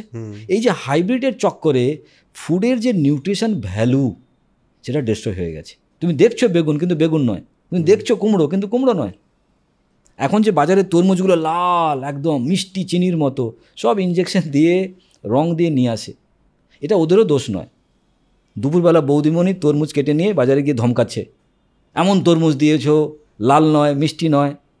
এবার দোকানদারটা ভাবছে কাল থেকে আমি লাল করেই আনবো, মিষ্টি দিয়েই আনবো। তার মানে কি, সে ওই কৃত্রিমভাবে জিনিসটা তৈরি করছে। তার মানে দুটো লোকেরই প্রবলেম, আমাদের সোসাইটিতে এই প্র্যাকটিস এবং আমাদের অভ্যেস। তার ফলে কি হয়েছে, একটা হাইব্রিড ফসলের চলন শুরু হয়ে গেছে। কি ফল, কি সবজি, কি শাক পাতা, তার সঙ্গে সঙ্গে ধান গম সব কিছু। তাহলে এই হাইব্রিড খাবার যখন আমার শরীরে আসছে, এগুলো কোনো খাবারই নয়। তাহলে বাবার উদাহরণ দিয়ে, দাদুর উদাহরণ দিয়ে এখনকার খাবারকে আমরা সঠিক বলতে পারি না। এবং তার সঙ্গে সঙ্গে হচ্ছে যথেচ্ছ ননভেজ। আগে হয়তো দেখবেন গ্রামের দেশে বিয়ে বাড়ি হলে মাংস খাওয়া হতো, কিন্তু এখন তো ফ্রিজে রোজ মাংস, রোজ মাছ, রোজ ডিম। এবং তখনকার সময়ে মানুষের ওই ক্যালোরিটাকে বার্ন করার জন্য মাটি কুপোতো, কাপড় কাচতো, চাকা দিয়ে ঘোরাচ্ছে, ঘর ঝাড় দিচ্ছে, কুঠার দিয়ে গাছ কাটছে। আর এখন কী হয়ে গেছে, লিফট শুরু হয়ে গেছে, টোটো, অটো, রিক্সাওয়ালারও পা দিয়ে রিক্সা চালায় না, এখন ধরে বসে আছে ব্যাটারি চালিত গাড়ি। তার ফলে কি, যে কায়িক পরিশ্রম বা দৈহিক পরিশ্রম সেটা জিরো হয়ে গেছে।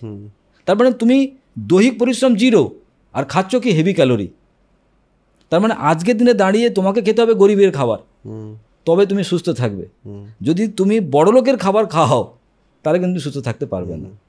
কারণ হ্যাঁ, এই যে জেনারেলি একটা জিনিস খুব বলা হয় যে হেলদি ফুড বলে কিছু জিনিস চালু হচ্ছে। এইটা প্যাকেটে লেখা আছে হেলদি ফুড, প্যাকেজ ফুডে দিকে হেলদি ফুড, এবং সেটা নিয়ে একটা মানে কি বলবো, একটা স্ক্যামই চলছে বলে আমার মনে হয়, আমার পার্সোনালি তাই মনে হয়। Good question. এই যে হেলদি ফুড বলে একটা যে তৈরি হচ্ছে, এটা সম্পর্কে তো আপনার কি মতামত? কোনো একজন লিখে দিয়েছেন যে তোমার শরীরে ভিটামিন সি কম। আমরা কি করলাম, ওষুধের দোকানে গেলাম, আমরা ভিটামিন সি ক্যাপসুল কিনে খাচ্ছি। কিন্তু বেসিক্যালি ভিটামিন সি তুমি কিসে পাও? কমলা লেবুতে, মুসম্বিতে, আনারসে ভিটামিন সি পাওয়া যায়। আমাদের শরীর তৈরি হয়েছে প্রকৃতির সঙ্গে, আমাদের সঙ্গে প্রকৃতির সম্পর্ক। তাহলে ভিটামিন সি যদি আমি ক্যাপসুলে খাই সেটা কিন্তু কেমিক্যাল রিয়াকশন হবে বডিতে, কিন্তু যদি আমি মুসম্বি থেকে ভিটামিন সি খাই তাতে কিন্তু বডিতে কেমিক্যাল রিয়াকশন হবে না, সেটা ন্যাচারাল যেরকম বললে। তো আজকের দিনে দাঁড়িয়ে অনেক রেস্টুরেন্টে, অনেক কফি হাউসে তুমি দেখবে খাবারের গায়ে লেখা আছে এত ক্যালোরি, এত ভিটামিন, এত মিনারেলস। এগুলো সবই কিন্তু লোককে ঠকানো ছাড়া আর কিচ্ছু নয়।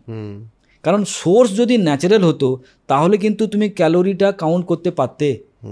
তুমি একটা তরমুজে যদি খাও, তরমুজ যদি তুমি বলো এত ক্যালোরি, সেটা কিন্তু সত্যি সত্যি অত ক্যালোরি তোমার শরীরে যাচ্ছে। কিন্তু তুমি যেটা পিজাকে বলো এত ক্যালোরি, সেটা কিন্তু ওইভাবে কাজ করবে না, কারণ সেটা বডি টু বডি নির্ভর করে। আমার বডি খারাপ, তাহলে ওখানে অন্য ক্যালোরি, আবার কারোর বডি ভালো তার অন্য ক্যালোরি, কিংবা হয়তো বডি তাকে কীভাবে মেকানিজম করবে সেটা বডির সত্যি সত্যি একটা কনফিউশন। তো সেই জায়গায় আজকের দিনে দাঁড়িয়ে বাইরে থেকে ভিটামিন সি, বাইরে থেকে ভিটামিন ডি, এই জিনিসগুলো প্রত্যেকটা জিনিস কিন্তু শরীরের জন্য অন্যরকমভাবে ক্ষতি করছে। সেইখানে যদি বলো ক্যালসিয়াম, আমরা যদি গাছপাতা খাই তার থেকে বেশি ক্যালসিয়াম পাই, এটাও আমাকে শুনতে হয়। স্যার আমরা যদি দুধ না খাই কোথা থেকে আমরা ক্যালসিয়াম পাবো? দুধ তো খেতেই হবে, ছেলেটার হাড়টা কী করে শক্ত হবে। আমাদের পৃথিবীতে সব থেকে শক্তিশালী প্রাণী হচ্ছে হাতি। সে কতদিন দুধ খায়? 1 বছর 1.5 বছর। তারপরে কি গাছপাতা খায়? তাহলে একটা হাতি যদি অত শক্তিশালী হয় শুধুমাত্র গাছপাতা খেয়ে, তাহলে আমি আমার ছেলেকে গাছপাতা খাইয়ে কেন শক্তিশালী করতে পারবো না? তখন কেন আমার দুধ লাগবে? তখন কেন আমার ক্যালসিয়ামের ট্যাবলেট লাগবে? তার মানে কোথাও না কোথাও এই জিনিসগুলো কিন্তু আমাদের এই প্র্যাকটিসটা আমাদেরকে আরও বেশি বেশি করে শরীরের ক্ষতি করছে। এক তো ভুল খাবার, এবং এইসব জিনিসের উপর ডিপেন্ডেন্টও করে দিচ্ছে কিছু মানুষ, যে এর মধ্যে ডিপেন্ড হতে হবে, তোমাকে ক্যালসিয়াম ট্যাবলেট খেতে হবে তোমার শরীরে ক্যালসিয়াম বাড়ানোর জন্য, এটা বলে দেওয়া হচ্ছে একদম। এই যে আমি যখন কথা শুরু করেছিলাম তখন আমি বলেছিলাম যে ইন্ডিপেন্ডেন্ট, স্বাধীনতা বা স্বাধীন। আজকের দিনে দাঁড়িয়ে কী হয়েছে, একটা ছেলেকে স্কুলে পাঠানো হয়েছে, সে স্কুলে গিয়ে ABCD তারপর পড়াশোনা করে সে একজন ইঞ্জিনিয়ার, ডাক্তার বা লয়ার, যা কিছু। এবার তার একটা বিয়ে হয়ে গেছে, তার একটা বউ চলে এসেছে, সেও বউ পড়াশোনা করেছে, মেয়েটা ভালো পড়াশোনা করেছে, তাহলে স্বামী স্ত্রী হয়ে গেছে, তারা বিয়ে করার পর তার একটা সন্তান চলে এসেছে, খুব সুন্দর, তারা সবাই খেলাধুলা করছে, তারা এখন ওই সন্তানটাকে মানুষ করছে। তারা কোনো দিন ছোলা কীভাবে অঙ্কুরোদ্গম হয় জানে না, কি করে মাটি ফুঁড়ে গাছ বের হয় তারা কোনোদিন দেখেনি। তার মানে প্রকৃতির যে জিনিস যেটা আমাদের বেঁচে থাকতে সহযোগিতা করে সেটা এই দুটো প্রাণী কেউই দেখেনি। তাদের ঘরে আরেকটা নতুন সন্তান, তারা এই সন্তানটাকে পালন করছে কার ভরসায়? মেডিকেলের ভরসায়, আয়ার ভরসায়, ডাক্তারের ভরসায়। তারা যেমন যেমন জ্ঞান দেয় তেমন তেমন জ্ঞান নিয়ে এই দুজন বাবা মা তার বাচ্চাকে পালন করা শুরু করেছে। সুতরাং তাদের জন্য প্রবলেমটা এটাই, তারা এই পৃথিবীর ইউনিভার্সিটির পড়াশোনা করে নিজেদেরকে বড় করার চেষ্টা করছে। ইউনিভার্স প্রতিদিন যে শেখায়, কারণ তুমি আমি ইউনিভার্সের প্রাণী, ইউনিভার্সিটির প্রাণী নয়। ঠিক। আমাদের কাছে মাধ্যমিকের সার্টিফিকেটটা বড্ড গুরুত্ব, কিন্তু প্রকৃতির জন্মটা নিয়ে আমাদের বড় গুরুত্ব নয়। আমাদের জীবন প্রকৃতির সঙ্গে আছে, এটাই বড় গুরুত্বপূর্ণ জিনিস, এর থেকে বড় গুরুত্বের জিনিস কিছু হতে পারে না।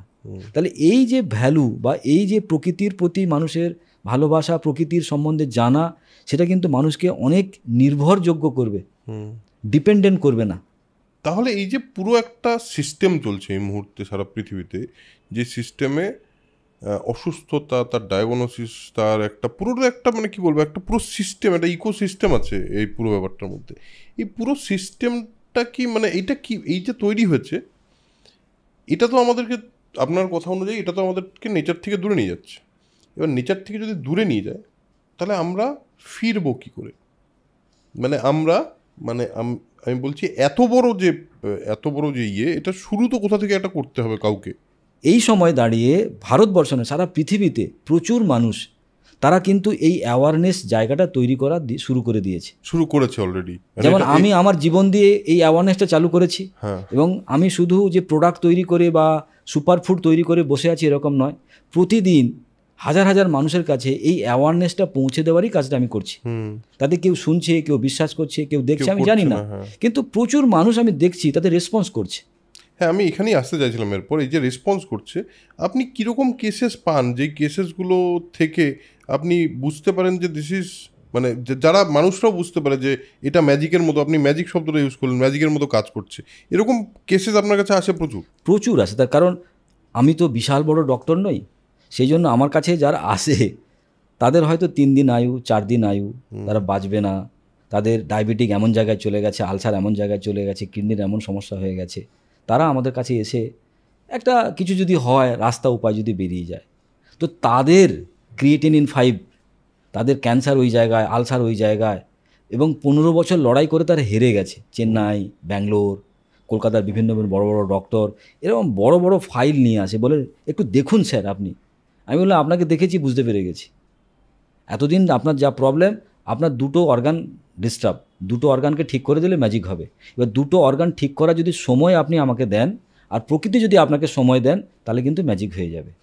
যাদের যাদের সময় প্রকৃতি দিয়েছে, কারণ অনেক এমন ক্রিটিক্যাল কেস হয়তো সত্যি সত্যি সে 3 দিন বাঁচবে, তাকে যদি আমি এই প্রসেসটার জন্য বলি 30 দিন সময় লাগবে বা 3 মাস সময় লাগবে, তার কাছে 3 মাস সময় নেই, সুতরাং সেই লোকটা মারা যায়। কিন্তু যেই লোকটার হাতে সময় আছে, ধরো cancer first stage, ulcer first stage, বা আলসার হয়তো শুরু হয়েছে, বা স্টোন শুরু হয়েছে, বা থাইরয়েড বিশাল বড় হয়ে গেছে, বা মাইগ্রেনের প্রবলেম ভুগতে ভুগতে তার অবস্থা খারাপ হয়ে গেছে, হাঁটুর যন্ত্রণা, হাঁটু ফাট সব কোমর ফোমর ফুলে গেছে, হয়তো গলায় হয়তো কুকুরের মতো স্পন্ডিলাইটিসের বেড লাগানো হয়ে আছে, এবং সে ডাক্তার ওষুধ খেতে খেতে ক্লান্ত হয়ে গেছে, সেই সমস্ত যারা পেশেন্টরা যারা আসে, তারা 7 দিন 8 দিন পর থেকে ম্যাজিক দেখে। কেন ম্যাজিক দেখে? হ্যাঁ, ম্যাজিক, তার কারণ না হলে আমার কাছে কেন আসবে? মানে সকাল থেকে রাত্রি অবধি শুধু ইন্ডিয়া থেকে নয়, ইন্ডিয়ার বাইরে যতজন বাঙালি কমিউনিটি আছে, সে লন্ডনে থাকুক, আমেরিকা থাকুক, বাংলাদেশে থাকুক, তারা প্রত্যেকে কিন্তু একবার করে টাচ করার চেষ্টা করছে এখন। শুধুমাত্র তারা বলতে চায় যে আমি তো সব কিছু করেছি, একবার শুধু খাবারটাকে বদলে দেখার চেষ্টা করছি, যদি আপনি আমাকে হেল্প করেন। এবং হেল্প করার পরে তাদের প্রত্যেকেরই 3 দিন 4 দিন 5 দিন 6 দিনের পরে তারা মজায়, মানে একদম মজা। এবং আমি তাদেরকে বলি তুমি আমার জন্য শেষবারের মতোই আসবে, কারণ অনেকের কাছে কি বারবার আসে। আমি বললাম হয় আপনি আমার কাছে আর আসবেন না, নাহলে এটা শেষবারের মতো আসা। তার কারণ এটাতেই ঠিক হয়ে যাবে। কারণ ওই সায়েন্সটা, ওই লজিকটা তাকে যদি বুঝিয়ে দেওয়া যায়, তখন সে ওটাকেই যখন কন্টিনিউ করছে, মজা পেয়ে যাচ্ছে। মজা পেয়ে যাওয়ার পরে ওটাকেই সে কন্টিনিউ করা শুরু করে দিচ্ছে। এবং সে দেখতে পাচ্ছে এর কোনো সাইড এফেক্ট নেই। অন্যান্য জায়গায় কী হচ্ছে, প্রচুর সাইড এফেক্ট থাকছে তার, এখানে কোনো সাইড এফেক্ট নেই। তার ফলে কী হচ্ছে, ওই জিনিসটাকে কন্টিনিউ করতে মজা পাচ্ছে। এবং তারপর সে দেখতে পাচ্ছে সে হয়তো ডাক্তারবাবুকে 2টো রোগের কথা বলেছিল হয়তো লুকিয়ে লুকিয়ে, তার আরও 4টে রোগ ছিল হয়তো, সেটাও যখন তার সেরে গেছে ওটার জন্যই, তখন তার আনন্দটা আরও বেশি। যে আমার ঘুম কম হতো, আমরা বলতে ভুলে গেছিলাম, আমার রাত্রেবেলা 4বার টয়লেটে যেতে হতো, হয়তো আমি বলতে ভুলে গেছিলাম, আমার হয়তো সেক্সুয়াল ডিসঅর্ডার ছিল, আমি লজ্জায় বলতে পারিনি। দেখা গেছে ওই মেটাবলিক সিনড্রোম ঠিক করে দেওয়ার জন্য তার সেক্সুয়াল প্রবলেম গায়েব, তার স্কিন ডিজিজ গায়েব, তার হয়তো পাইলস রিলেটেড প্রবলেম ছিল, সেটা বলতে পারেনি কোনো ভদ্রমহিলা, তার প্রবলেম গায়েব। তার মানে সব জিনিসই ঠিক করা যেতে পারে এই ইমিউনিটি, এই মেটাবলিক সিনড্রোম আর আমার শরীরের বর্জ্য পদার্থ থেকে শরীর থেকে বের করে, মানে ডিটক্সিফিকেশান, মানে বডিটাকে ধুয়ে ফেলো সাবান দিয়ে, ঝকঝকে করে ফেলো। তার মানে তুমি পরিষ্কার হয়ে গেলে, এরপরে সুন্দর করে তোমাকে যাতে আর নোংরা না লাগে তার ব্যবস্থা করে ফেলা। তার মানে এই 2-3টে জিনিস যদি আমরা করে ফেলতে পারি, শরীর একদম বিন্দাস। আপনারা তো বইও লিখেছেন, আপনি পাবলিকেশনও শুরু হচ্ছে, 4টে বই বেরিয়ে গেছে বোধহয় আপনার, যদি আমি ভুল না করি। বই লেখাটার আইডিয়াটা কেন আসলো, প্রথম কথা বই কেন লিখতে চাইলেন, আর কোন বইটা আপনার মনে হয় যে ইম্প্যাক্ট ফেলেছে এবং সেটা কীরকম ইম্প্যাক্ট হয়েছে? বেসিক্যালি আমার যখন প্রবলেম শুরু হয়, তখন আমি কোথা থেকে শুরু করব, বই থেকে শুরু করব। আমি বই পড়া শুরু করলাম, ভারতীয় বই, আয়ুর্বেদার বই, হোমিওপ্যাথি বা যেটা কিনা মেডিকেল সায়েন্সে পড়ানো হয় সেই সমস্ত বই, সেখান থেকে খোঁজার চেষ্টা করলাম বা একটা লিঙ্ক বের করার চেষ্টা করলাম যে আমার এই প্রবলেমটা কি, আর আমি এটাকে কত সহজে বাড়িতে বসে ঠিক করতে পারি কোনো ওষুধ ছাড়া। আমার চ্যালেঞ্জ ছিল আমি ওষুধ খাবো না, তাহলে কী করে ঠিক করতে পারবো। তো সেখান থেকে পড়তে গিয়ে দেখলাম যে কোনো একটা বই, একটা সিঙ্গেল বই, যেখানে কিনা আমি যে সমাধানটা তোমার সামনে এভাবে ডিসকাস করছি, কোথাও লেখা নেই। মাসের পর মাস, বছরের পর বছর, হাজার হাজার বই পড়তে হয়েছে, দেশি বিদেশি। তখন আমার মনে হয়েছে যে যদি আমি কাউকে সহযোগিতা করতে চাই, হয়তো তার সঙ্গে আমার কথা হবে না, তাকে আমি কি মেসেজ দিয়ে যাব? তাকে আমি একটা বই দিয়ে যেতে পারি যে তুমি এটা পড়ে নাও, ভালো লাগলে এটা কন্টিনিউ করো, নাহলে বই পড়ে আছে পড়ে থাকবে। সেই জায়গা থেকে আমার বই লেখাটা শুরু হয়েছে যে একটা মানুষের প্রবলেম কেন। যেমন আমার প্রথম বই বেরোয় ব্রেকফাস্ট, লাঞ্চ, ডিনার, কলকাতা বুক ফেয়ারে। এটা প্রচুর বিক্রি হয়েছে, প্রচুর লোক পড়েছে। বেসিক্যালি এটা বাংলা এবং হিন্দিতে করেছিলাম, ইংলিশে হয়তো এই বছরই হয়তো বেরোবে আবার। তো সেখান থেকে লেখাটা শুরু। এবার ওটা লেখার পরে দেখা গেল অনেক কিছু জিনিস বাদ পড়ে গেছে, একটা বইতে শব্দ দেওয়া যায় না। এবং এই জিনিসগুলো এমন একটা জিনিস নয় যেখানে হয়তো নোভেল ওরিয়েন্টেড, কারণ এটা খুব বোরিং লেখা, কারণ শরীর সম্বন্ধে, স্বাস্থ্য সম্বন্ধে মানুষ সচরাচর পড়তে চায় না। তাহলে স্বাস্থ্য সম্বন্ধ বইটাকেও আবার খুব মজাদার করতে হবে, খুব ভালো করে লিখতে হবে বা রুচিসম্মত করতে হবে। তো সেই জায়গা থেকে আমি বইটাকে চেষ্টা করেছি যাতে মেডিকেল টার্মিনোলজি না দিয়ে একদম সাধারণ মানুষের মতো করে বইগুলো লেখা। সেখানে যেমন ব্রেকফাস্ট, লাঞ্চ, ডিনার আছে, ডায়াবেটিস থেকে মুক্তি আছে, আবার মানুষের মেন্টাল বডির যে প্রবলেমগুলো হয় সেখানে আমার যে বই মাইন্ড ইওর ল্যাঙ্গুয়েজ, তার কারণ আজকের দিনে দাঁড়িয়ে মানুষ যা বলে ভবিষ্যতে সে তাই হয়। মানুষ যদি বলে আমার ভালো লাগছে না, শরীরটা খারাপ, তুমি জানবে 1 থেকে 2 মাস পরে শরীরটা খারাপই হবে। আবার তুমি যদি বলো আমি বিন্দাস আছি, আমি ভালো আছি, তুমি দেখবে তোমার প্রবলেমই হবে না একদম। তার মানে কি আমার মন থেকে কোথাও না কোথাও রোগ শুরু হয়, সেই জন্য আমি ওটার জন্য লিখে ফেললাম মাইন্ড ইওর ল্যাঙ্গুয়েজ। ঠিক আছে, এরপরে নিউট্রিশনের উপর বই লিখেছি, যারা কিনা স্কুলে পড়বে, ক্লাসে পড়বে তাদের জন্য। এখন যে বইটা লিখছি সেটা বেসিক্যালি অরন্ধন জীবন। এই কারণেই, কারণ দেখা গেছে সমস্ত খাবার যেটা আমাদের শরীর খারাপ করছে সেটা আসছে কিচেন থেকে, রান্নাঘর থেকে। রান্নাঘরে কী করছি আমরা, খাবারটাকে নষ্ট করছি, তারপরে সেটা খাচ্ছি। রান্নাঘর পর্যন্ত যতক্ষণ পর্যন্ত খাবারটা এসেছিল, খাবারটা খাওয়াচ্ছিল, ওই অবস্থায় যদি খাবারটা খেয়ে নেওয়া যেত তাহলে আমার কোনো মেডিকেল প্রবলেম হতো না। ওই যে খাবার রান্নাঘরে গিয়ে যে ক্রীড়াকাণ্ডিটা হলো, বিভিন্ন কায়দায়, বিভিন্ন স্টাইলে, বিভিন্ন সস, জেলি, জ্যাম দিয়ে, সেটাই কিন্তু আমার খাবারটাকে পুরো বিগড়ে রেখে দিল। তার জন্য আমার গ্যাস লাগছে, ঘন্টার পর ঘন্টা দাঁড়িয়ে মেয়েরা রান্না করছে ওখানে, তারও একটা পরিশ্রম, কে রান্না করবে? তাহলে সেই জায়গা থেকে মুক্তির জন্য যদি শরীর সুস্থ রাখতে চাও, রান্নাঘরে তালা লাগিয়ে দাও। এইটা নিয়েই বইটা, এটা নিয়েই বইটা। তাহলে খাবো কি? রান্নাঘরে তালা দিলাম, তার খাবো কি? কিভাবে খেতে পারি? সেই পুরো জিনিসটার এই বিষয়বস্তুর উপর থাকছে। তার মানে এই বইটা থেকে আমরা আমাদের শরীরকে ঠিক করতে পারছি। রান্নাঘর যদি বন্ধ করে দিই, তাহলে সেখান থেকে কী কী খেতে পারি, কেমন করে খেতে পারি, এবং সেটা আমার শরীরে কীভাবে আমাকে উপকার দেবে, পুরো বিষয়টাকে অরন্ধন জীবনের মধ্যে দেওয়া হচ্ছে। যদি আমি জিজ্ঞেস করি যে আমার দর্শকদের জন্য 3টে টিপস, যে খাবার তো বললেনই, খাবার ন্যাচারাল খাবার, এতক্ষণ আমরা এই ব্যাপারটা নিয়ে তো কথা বললামই, তার বাইরে যদি হেলথ টিপস চায় 3টে টিপস, সে 3টে টিপস কী হবে? একদম স্ট্রেট ফরওয়ার্ড, খিদে পেলে খাও। 9টা বেজে গেছে, 12টা বেজে গেছে, ওরে তোরা খেতে চলে আয়, আমরা সবাই খেতে বসে গেছি, এটা কিন্তু খাবার নয়। খিদে পেলে তুমি খাবে, খিদে না পেলে তুমি খাবে না। এক। সেকেন্ড, যদি আমি খেতে বসি, আমি প্রথম চিন্তা করব আমার পুরো জিনিসটা বাইরে বেরিয়েছে তো, আমার পেট পরিষ্কার হয়েছে তো। তাহলে আমার খাবার টেবিলে বসার আগে আমার প্রথম চিন্তা করা দরকার, নাহলে আমি একটা আইনত অপরাধ করব যে আমি খাবারটা খেয়েছিলাম, হজম হয়ে সেটা বেরোয়নি, কিন্তু আমি আবার খেতে বসে গেছি। তাহলে এটা করা যাবে না। থার্ড, আমি যখনই খাবার খাবো, খাবারটা হাতে নেব, আমি দেখব এটা সোর্স কি, ন্যাচারাল না আনন্যাচারাল। তাহলে ন্যাচারাল মানে প্রকৃতি থেকে যেটা পেয়েছি। তাহলে আমার প্রথম কামড় বা প্রথম খাবার এরকম হতে পারে, হয়তো আমি গরিব, আমি হয়তো অনেক এই ধরনের খাবার জোগাড় করতে পারবো না, কিন্তু যতটুকু পারি সেটুকু যদি আমার শরীরে যায়, এক টুকরো গাজর, এক টুকরো শশা, এক টুকরো টমেটো, একটা গোটা পেঁয়াজ, একটুখানি ধনে পাতা, একটুখানি কাঁচা কি বলে পেঁপে, যদি আমি পারি সেটাই যদি আমার শরীরে দিই, তাহলে ওটা আমার শরীরে গেল ফাইবার, ওটা আমার শরীরকে রাস্তাকে ক্লিন করতে করতে যাবে। তার মানে আমি যখনই খাবার খাচ্ছি, আমাকে র ফ্রুটস, র ভেজিটেবলস দিয়ে খাওয়া শুরু করতে হবে। এই 3টে টিপস আমরা। আচ্ছা, এবার অলমোস্ট আমরা শেষের দিকে এসেছি পডকাস্টের। ভবিষ্যৎ পরিকল্পনা কীরকম, এবং এইটাকে নিয়ে কোথায় যাওয়ার প্ল্যান, মানে কত দূর যাওয়ার প্ল্যান? এক কথায় বলতে গেলে ভারত আবার জগত সভায় শ্রেষ্ঠ আসন লবে। তার কারণ কি, আমাদের ভারতবর্ষে কিন্তু আয়ুর্বেদার শুরু। একদম। আমরা যখন কোনো আমেরিকান লোককে দেখি সে যোগাসন করছে, আমরা চোখ জুড়েই যায়, আহা আমেরিকার লোকটা যোগাসন করছে, আমেরিকার লোকটা হলুদ দিয়ে মুখে মাখছে। তাহলে এটার শুরু, এটার সায়েন্স আমাদের আয়ুর্বেদা। তাহলে এই যে আয়ুর্বেদা 5,500 বছর আগে ভারতবর্ষেরই ছিল, ভারতবর্ষের লোক তাকে আখ্যা দিচ্ছে না, সম্মান দিচ্ছে না। তাহলে এই আয়ুর্বেদা সম্মান পাক, এবং আয়ুর্বেদা যদি ঘরে ঘরে ঘরে ঘরে গীতার মতো বা তাদের ধর্মগ্রন্থের মতো আয়ুর্বেদা মানুষ পড়তে পারে, জানতে পারে, তাহলে কিন্তু মানুষের আজকের দিনে এই যে যন্ত্রণা, এই যে সমস্যা, একজন মা তার ছেলেকে হারাচ্ছে, একজন বাবা দাঁড়িয়ে আছে হসপিটালের সামনে ছেলের ডেড বডি নেওয়ার জন্য।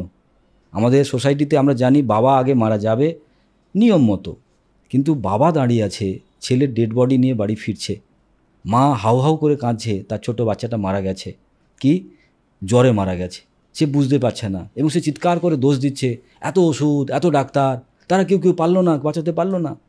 একটা অভিমান নিয়ে সে এই পৃথিবীতে বসবাস করে। তাহলে এই সমস্ত মানুষ যারা সুস্থ থাকতে চায়, সুস্থভাবে বাঁচতে চায়, তাদেরকে একটা সুস্থ জগৎ বা তাদেরকে একটা সুস্থ জায়গা তৈরি করে দেওয়া, তাদের একটা নলেজ দেওয়া, যেই নলেজটাতে পেলে তারা তাদের জীবনটাতে without medicine, without doctor, without hospitals, সে ঘরে বসে জীবনযাপন করতে পারবে আনন্দে, এবং অনেক দিন, দীর্ঘদিন। যেমন করে জারোয়ারা বেঁচে আছে, যেমন করে ব্লু জোন সায়েন্স, পৃথিবীতে এরকম 5খানা জায়গা আমরা এখনও জানি যেখানে 120 বছর, 130 বছর মানুষ ওষুধ ছাড়া, ডাক্তার ছাড়া বেঁচে আছে।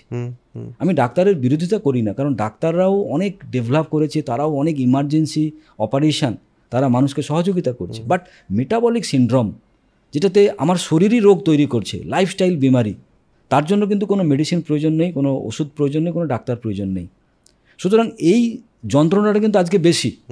আজকে একটা মানুষের হাড় ভেঙে গেছে, এটার থেকে বেশি কিন্তু ডায়াবেটিস। হাড় ভেঙে গেছে, এটার থেকে বেশি যন্ত্রণা কিন্তু মানুষের ক্যান্সার, আলসার। সেটা যদি বন্ধ করা যায়, তার জন্য কিন্তু আজকে আমাদের এই নলেজ শেয়ারিং প্রোগ্রাম বা এই ধরনের বই লেখা বা এই ধরনের ভিডিও তৈরি করা, এই ধরনের বিভিন্ন জায়গায় সেমিনার তৈরি করা, স্কুলে স্কুলে গিয়ে ফুড সম্বন্ধে ডেফিনেশন তৈরি করা, তাদের যে মাথার ভেতরে যে ধারণাটা তৈরি হয়ে আছে সামাজিকভাবে, সেই ধারণাতে একটা পরিষ্কার ছবি তুলে ধরা, এই কাজগুলোই এখন আমার ভবিষ্যতের করার ইচ্ছে। এবং তাতে প্রচুর মানুষ আমাকে সায় দিয়েছে, প্রচুর মানুষ আমার সঙ্গে এসেছেন, প্রচুর ধরনের মানুষ, তারাও কিন্তু জিনিসটাকে বিশ্বাস করছেন, এরকম না যে বিশ্বাস করছে না। এবং তাদের এই বিশ্বাস, তাদের এই ভালোবাসা, আমি আশা করি আগামী দিনে একটা অসাধারণ কিছু জিনিস মানে ঘটতে চলেছে, এবং আমরা সুস্থ জীবন আমরা পেতে পারবো, বা সুস্থ আমরা হবই।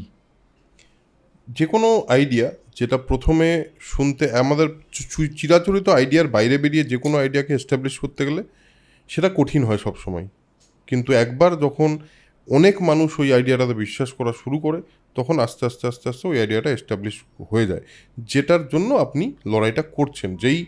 যেইটা মানে যেই আয়ুর্বেদার কথা বললেন, আয়ুর্বেদা অ্যাকচুয়ালি তো আমাদেরকে এটাই বলে, দ্যাটস ভেরি ট্রু। মানে আমার যতটুকু আয়ুর্বেদা সম্পর্কে পড়াশোনা, তাতেও আমি এতটুকু জানি যে আয়ুর্বেদা কিন্তু এই কথাই বলে। আজকের এপিসোডে আমার মনে হয় আমাদের দর্শকরা অনেক ইনফরমেশন পেল। দর্শকরা যদি যোগাযোগ করতে চায় তাহলে আপনার যা ডিটেল আছে সেটা আমি এই ডেসক্রিপশনের নিচে দিয়ে দেবো। এবং আজকের এপিসোড এখানেই শেষ করব আমরা থ্যাংক ইউ অনেকটা সময় দেওয়ার জন্য, এবং থ্যাংক ইউ একটা অন্য আইডিয়া বা একটা অন্যভাবে ভাবানোর জন্য, যেটা খুব জরুরি বলে আমার মনে হয়। কারণ যে কোনো চিরাচরিত ধারণার বাইরে গিয়ে ভাবাটাও মাঝে মাঝে খুব জরুরি। এবং লাইফস্টাইলে আমি ইনফ্যাক্ট আমার এই পডকাস্টটার পরে আমি তো এই জিনিসটা ট্রাই করতে চলেছি, খুব মানে এই কাল থেকেই ব্যাপারটা শুরু করতে চলেছি, এবং দেখতে চাই সত্যি আমাদের শরীরের ওই মেটাবলিজম, ওই জিনিসটা, ওই যে প্রবলেমগুলো হচ্ছে সেগুলো সলভ হয় কিনা। ওনার দাবি তো হয়, আমি সেটাই দেখতে চাই যে হয় কিনা। তো আজকের এপিসোড এখানেই শেষ করছি, দেখা হচ্ছে পরের এপিসোডে। আর এরকম বিভিন্ন রকম এপিসোড, বিভিন্ন রকম বিষয় আলোচনা শোনার জন্য, কনভারসেশন শোনার জন্য চ্যানেলটাকে সাবস্ক্রাইব করতে ভুলবেন না। আর যেটা আমি সবসময় বলি সেটা হলো spread positivity, spread knowledge, because knowledge is power, positivity is everything. Tata.